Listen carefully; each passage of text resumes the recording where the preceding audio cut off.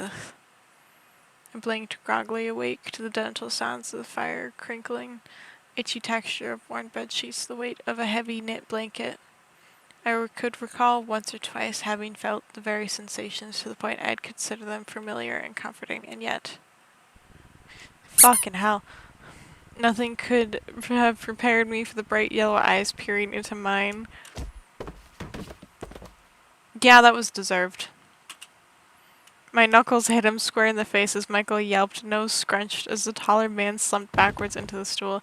He landed on his rear with the grace of a clumsy toddler on the floor. I sat up in a panic and immediately grimaced, landing back on the bed with unceremonious flop. It hit me in one fell swoop that my whole body was aching. Every single one of my limbs felt like they had gone through the ringer and came out on the other side all crinkled and raw. I groaned aloud, leaning my head back on the pillow. Yeah, that's what you freaking get, boy. Michael shifted back onto his feet, rubbing his nose. His voice was an awkward croak before he cleared his throat.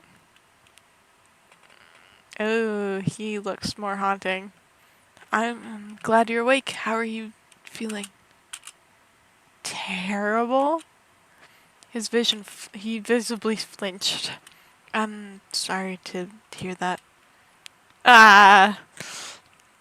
I'm so on edge right now. He stepped closer to the bed, leaning over warily in case my hand dramatically whips out again in self-defense. With my hand settled on my lap, he deemed it safe enough to sit beside me. What happened, Michael? You don't remember? I shook my head, wincing a bit as my head pounded. Not at all. Michael hesitated. You, tripped and hit your head. I had to carry you home. Words almost slurred together as he fidgeted. My head? I slowly lifted my hand to feel for bumps and bruises, but he hastily snatched my wrist. Don't worry about that. Here, have this. It'll help. He gave me a familiar-looking drink and he passed the cup into my hands. Sitting up with some effort to take a sip, I couldn't help but the small sense of deja vu. The amount of times I've woken up in his bed in a daze and disoriented is almost uncomfortable now. At least the drink was helping, just like he promised. My body felt lighter as I finished. Bish! Sorry. Michael took the cup from me and set it aside before wringing his hands together with a nervousness I haven't seen in a while. So, I'm sorry this happened. I didn't mean for you to get hurt. I sighed and waved aside. I'm low-key kind of just giving up on the voice. I'm sorry. My throat hurts so bad. I sighed and waved aside his worry with an embarrassing grumble. Wouldn't be the first time I tripped, if you could believe it. It's not your fault. He gave a soft chuckle but sounded guilty. I suppose you're right. It's just... His face looked like he had a million thoughts running through his head. I promised, didn't I? I said I was going to look out for you. I said I was going to keep you safe. Instead, I made you hurt. His voice cracked. I'm so sorry. The sudden change in demeanor was startling to say the least. You couldn't have predicted that was going to happen. And I'm fine, see? Oh, Firefly. I guess you're right. His expression carried a lingering doubt, but he quickly masked it with a small smile, his eyes dim. In that case, you'll be staying? The way he said that, it almost sounded like the decision has already been made. Or a plea. What do you mean? His eyes darted aside. You agreed to let me find Pixie, remember? Did I say that? Bro, you killed my cat. There's no cat to find. Yeah, so you'll be staying a little while longer, right? He didn't even let me get a word in. In fact, the feeling of uncertainty washed over me, as if we've had this conversation before. Besides, what's the rush? It's already late and you're in no condition to travel anyways. I blinked before glancing out the window. Pitch black darkness greeted me as I realized he was right. Yet another uncanny feeling spreading through my chest, shivers crawling down my spine. I don't know why, but something about this whole situation felt wrong. I feel like I'm forgetting something else. Michael had a nervous look on his face. Maybe you hit your head harder than you thought? His words didn't sound so confident. How long was I out? A couple hours, I think? You really took a hit. It was that bad? My brows creased as I tried to recall today's events, but I don't remember tripping. There was a river. I remember you, and then. Your memory must be fuzzy for a good reason. Oh, fuck. I skipped stuff and it scared me. There's a heavy silence right after. Michael was polite enough to hide his chuckle under his palm as I flushed. He seemed relieved. Well, lucky for you, I've got dinner on the way. It should be ready soon. You're okay with soup, right? Soup? Sounds alright. My stomach growled once more. The pain of an empty gut made me wince a bit. My host noticed immediately. Oh, maybe we should get you some food sooner rather than later. Do you feel okay enough to get up? I nodded with a grumble, swinging my legs over to the side of the bed before noticing something was on my lap. Wait, what is this? I unbundled the pile of thick fabric, realizing it was an oversized sweater and a pair of baggy sweatpants. A mushroom pattern? That's oddly cute. The material felt worn, but comfortable. A towel laid right next to them. Is this for me? Well, I figured since you'd be staying another night, you'd want some fresh clothes. They might be a few sizes bigger. Or a lot. Sorry. He'd gotten shy for some reason. On the other hand, I didn't think to take a quick whiff at myself to know that I'd probably reek. Blech. I nodded again, giving him a small but grateful smile. They're fine, Michael. Thank you. Yet another thing I had to owe him. I couldn't help but feel like I'm taking advantage of his kindness now. So, do you know where the bathroom is? Take your time to clean up. I'll be in the kitchen if you need anything. I'm really happy you're here. He stood there for a good few seconds, fidgeting with his hands as if he wanted to say more before finally heading into the kitchen. I watched his back retreat before hoisting myself up and heading to the bathroom. Now that I was alone, I had a moment to gather my thoughts. The nagging feeling was back, the prickly feeling across my skin, my raised goosebumps to tell me I shouldn't be here. I couldn't place my finger on what. I should be careful. I couldn't shake the feeling that Michael was hiding something. He had been a gracious host so far, but that didn't make him the most trustworthy either. There's definitely something I'm missing. My mind was wandering even as I undressed and stepped out of the shower. The icy chill of the water did nothing to distract me from my nerves. If anything, it elevated.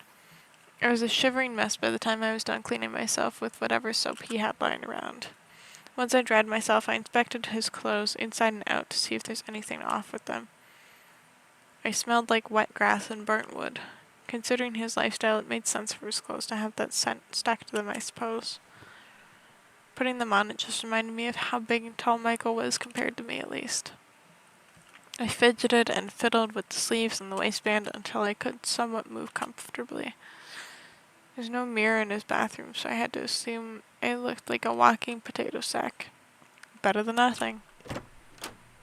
Gathering my courage, I stuck out my hand and straightened myself up before exiting towards the kitchen. A savory scent filled my nose. Michael did mention dinner was almost done. As I entered, I saw Michael by the stove, idly stirring something crimson in a pot and humming quietly to himself. His content smile widened as he saw me, his ears flicked. I tried not to look uneasy as he looked me up and down. How do they fit? They're alright. Much too big for me. He nodded, turning back to the pot. I can see that. Right. His smile faltered as he picked up on the wariness of my tone. Is everything alright? His eyes held a sense of worry, his shoulders tensing. I can get you something else to wear if you'd like. There's no need. He paused, hand gripping onto the ladle tightly as he continued to hesitate. There was another pause before his brows furrowed. I'm not an idiot. You don't trust me, do you? I flinched. Michael looked hurt as he sighed. So I'm right. His ears flicked by the sides of his head as he turned back towards the stove. Can I just know why. His eyes were sad as he stared at the pot, as if he'd been in this situation before. I thought I did everything right. Truthfully, I didn't expect such a direct confrontation. There's a lump in my throat as my fists clenched at my sides. I just... The kettle starts whistling, but he was clearly ignoring it. I swallowed down my growing anxiety and to decide to be upfront. I just didn't expect to be here again. It felt like the wrong thing to say when Michael's frown deepened. So you never wanted to be here. That's not technically what I said. Didn't mean it like that. Then how else could you possibly mean it? Another deep sigh slipped out of him as he reached and lifted the kettle off the stove, mumbling to himself. I was hoping you'd be different. What was I thinking? What did you say? Nothing. Michael, His forlorn expression made my words feel thick on my tongue, forcing me to reluctantly swallow them back down. Any trace of suspicion I had faded and was replaced with a feeling of guilt. Bro! Why? I'm sorry, I just thought I'd be home by now. I know. I'm sorry too. He lifted his gaze towards me, his eyes filling of regret. But is that really so bad? I know being lost in the woods with a mono man you don't know can be scary. But I promise you're safe. The last thing I'd ever want you to be is scared. He trailed off. So just trust me, okay? Boy, I do not trust you. Can you do that? No. No! Oh my goodness. My gut still roiled with suspicion, every fiber of my being wary of him to a certain extent. He seemed satisfied, though eager to move on past the tension. Thank you. Boy, I do not trust you. His mouth quivering at the edges, all four of his eyes squinting the slightest bit of hope. Please let it be different for once. Why don't you take a seat, Firefly? I'll be right with you. He was already turning his back towards me and starting preparing the tea. I slowly approached him. Hey, let me help this time. He startled, surprised to see me beside him. Oh, sure. Could you get the bowls ready? We're having tomato soup. Do you want some grilled cheese with yours, or would you prefer garlic bread? Grilled cheese. Got it. I brushed past him, feeling his tail lingering by my ankle as I grabbed the bowls and spoons from the bottom shelf. He started preparing the sides, the smell of toasted bread filling the kitchen and mingling with the soups. I took over preparing the tea. I finally ladled the soup from the pot into a larger bowl just as Michael finished flipping the last piece. We settled for a nice hot dinner. Regardless of how I felt about tomato soup, Michael's turned out rich and creamy, with an amazing balance of sour and sweet. Dipping in the bite-sized grilled cheese sandwiches made it taste like pure savory comfort, crisp and gooey. Even if I never had it as a kid, it still made me feel nostalgic somehow. There is still a feeling of stilted awkwardness, but the food helped ease us both into a warmer, light-hearted conversation. I didn't realize how hungry I was until I refilled my bowl. Michael watched me as his chin propped in his hand. His own bowl sat empty. Apparently he already had his fill. Is tomato soup your favorite? His question was innocent through his eyes were observing me carefully as I shrugged. I think I'd love anything you cook. He stilled, taking a second to process what I just said. Oh, well, thank you. No, thank you. Usually I get takeout or microwave dinners. Nothing beats home-cooked food. What's a microwave? I snickered, trying to explain the best I can. A metal box that heats up food. It sounds like the word in those fantasy books. Magic? I'm assuming that's the word, right? I laughed lightly. Sometimes science is just like that. We talked about other kitchen appliances off the top of my head, slowly branching into other human inventions. He seemed more interested. I never understood how technology worked. I pulled up my phone and let him fiddle with it. Though the battery dead, there's not much I could show. He was clearly disappointed. It's about as useful as a brick. For now. Otherwise, I'd have a whole network of information in my hands. His eyes lit up. Like a library, and you can access it at any time as long as the battery is alive. And as long as I have internet connection. Right. Internet. I didn't know you could do that. I just see people staring at them all the time. It seems really boring. He looked at my phone again, a look of wonder on his face. Having a whole library in your hands. Everyone must be really smart then. Yeah, well, not everyone uses it like a library, more like a messaging hub or a source of content consumption. His ears flicked as he stared at me with a blank smile. Consumption. Can you eat it? Yeah, he had no clue what I was talking about. How do I explain to him the very concept of Web 2.0? I cleared my throat and decided that simply won't work.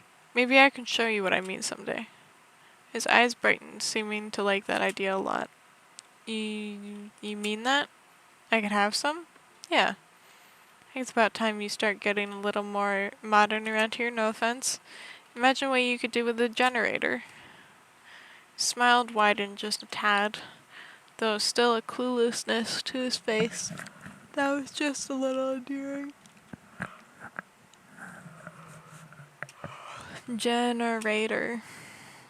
I laughed, reaching across to pat his hand, a gesture that made his smile wobble.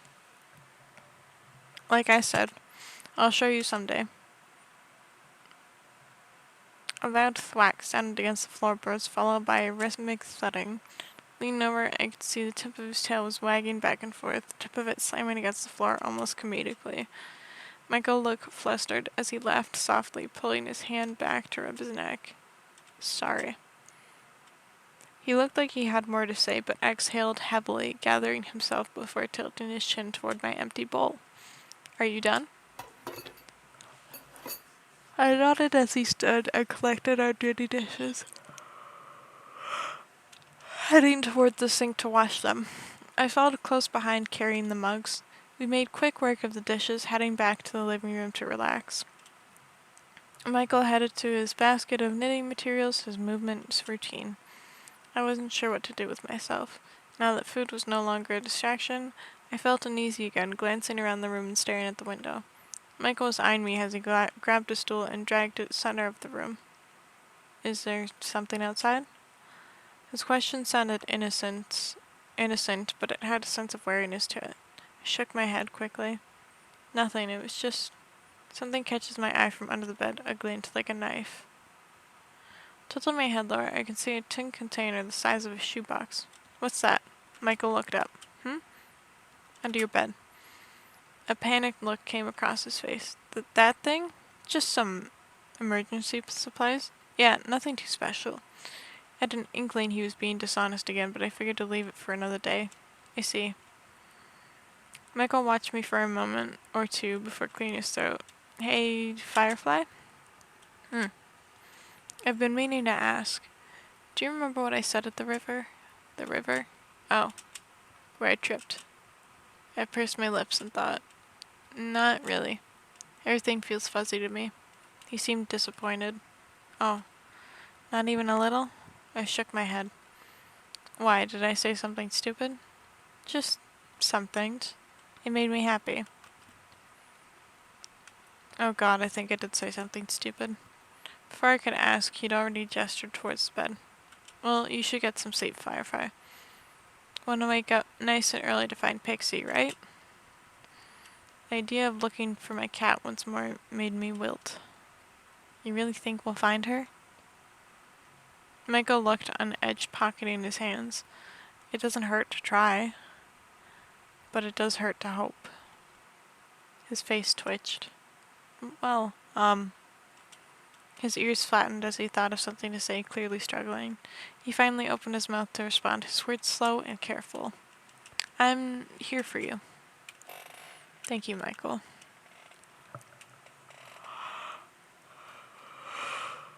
He nodded, a strange mixture of polite happiness and hidden anxiety playing across his face. He's probably not used to another person sticking around this long, let alone someone going through the loss he could care less about. Maybe I've been enough of a burden to him. Actually, can you just send me home? His brow raised, his posture straightening and surprised. Are you sure? What about Pixie? Don't you want to see if we can find her? I'm sure. Look of apparition crossed his face, but it's so soon. Michael, please.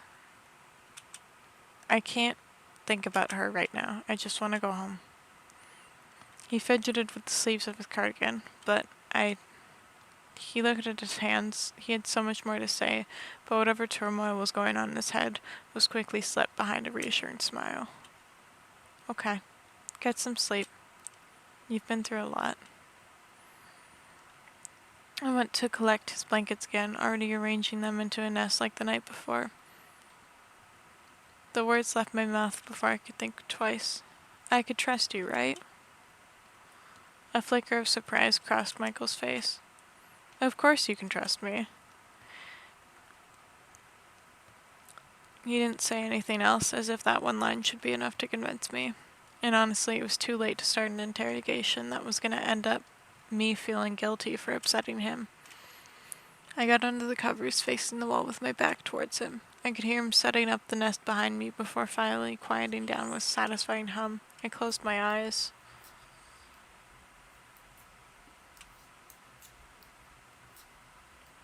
Last thing I heard was the gentle cracking of the fireplace, accompanied by Michael's knitting needles clicking away in the dark.